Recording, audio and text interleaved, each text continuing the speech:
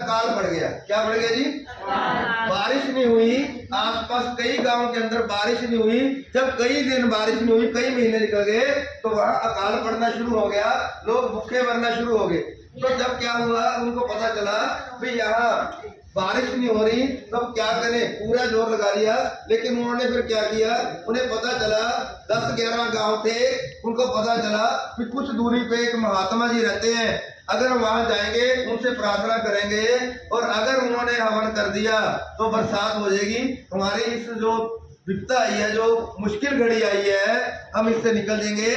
बाबा जी अगर हवन करेंगे तो बरसात होगी। तो उन गांव के अंदर सारे गांव से पूरी पंचायतें जानी शुरू होगी। इकट्ठे होकर 14-15 गांव की पंचायतें गई।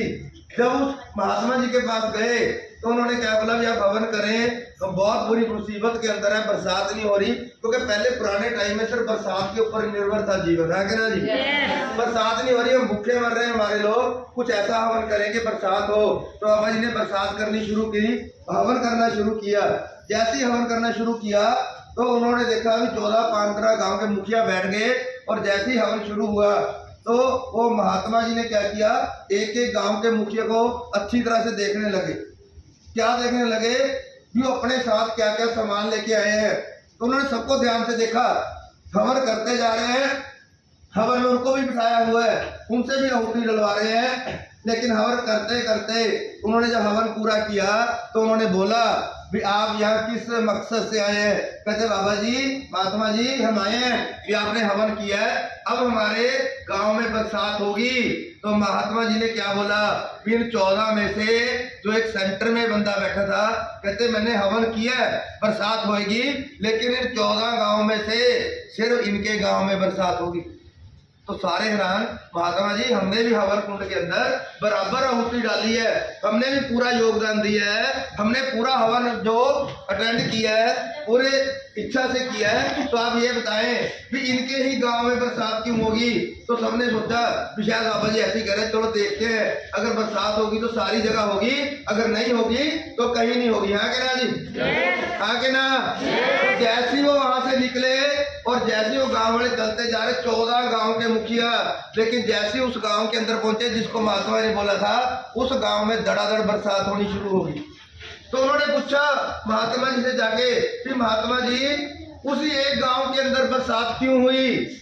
उसी एक गांव के अंदर बरसात क्यों हुई?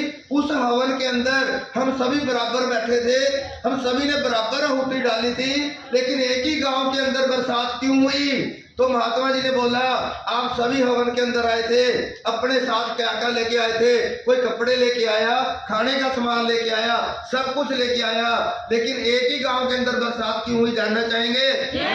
सिर्फ एक गांव का मुखिया ही साथ में छाता लेके आया था।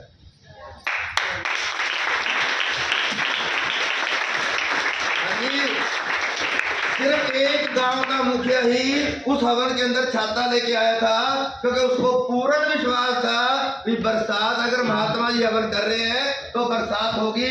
इसी तरह लाइफ के अंदर जितने लोग यहाँ बैठे हैं वो कई मीटिंगों में आते हैं, कई सेमिनारों में आते हैं, कई ट्रेनिंगों में आते हैं, और फिर क्या कहते हैं, चेक नहीं आया।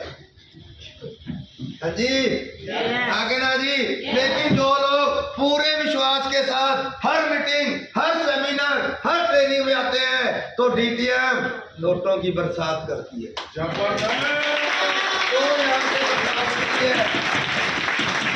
पे बरसात होती है, आहुति सभी डालते हैं, लेकिन बरसात एक ही गांव के अंदर हुई। मीटिंगों में सभी आते हैं, तालियां सभी बजाते हैं, लोगों को सभी लेके आते हैं, सेमिनारों में भी जाते हैं, कभी कभी ट्रेनिंगों में भी जाते हैं, लेकिन चेकों की बरसात नहीं होती, क्योंकि पूर्ण विश्वास से आहुति नहीं डालते हैं। आगे ना जी? 50 रुपए की टिकट देते हुए